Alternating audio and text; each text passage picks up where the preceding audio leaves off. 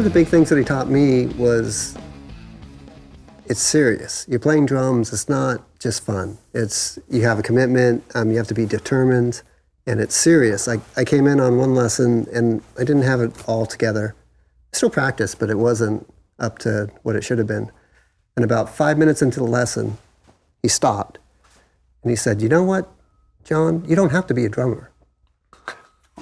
He goes, "You're wasting my time. You're wasting your time. Go find something that you have a passion for." And then I paid him and left.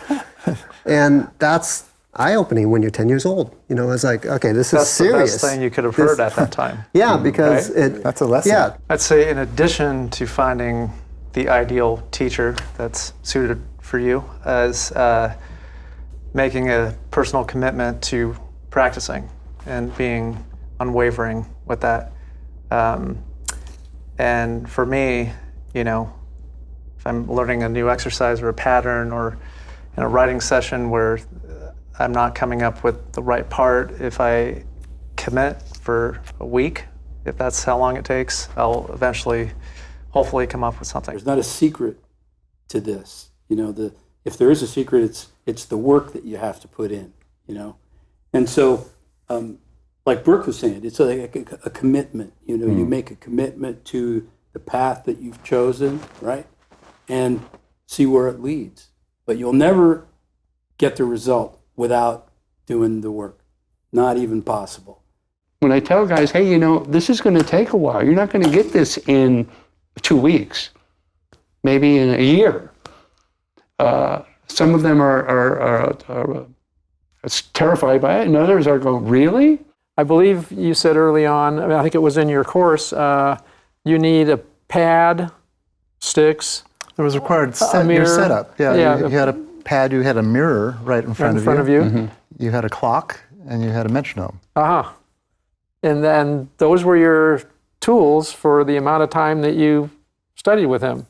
So Right, because once you were doing something correctly, be it a rudiment, then there was a certain amount of time you needed to play that per day.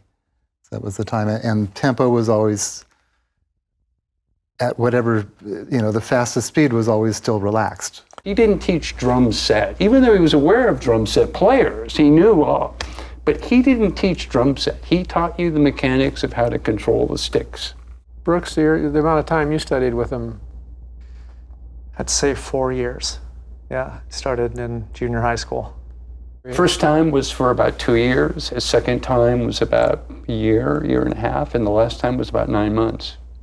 I studied with him 4.5 years.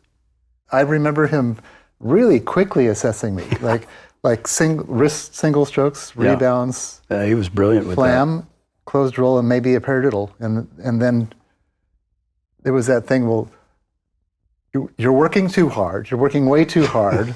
And here's what you can't do. You call that a flam? I just remember that was so direct. You call that a flam? You think you are. But to have that thing where he just proved to you what you couldn't do right there, but he could do it, you know, so that was powerful.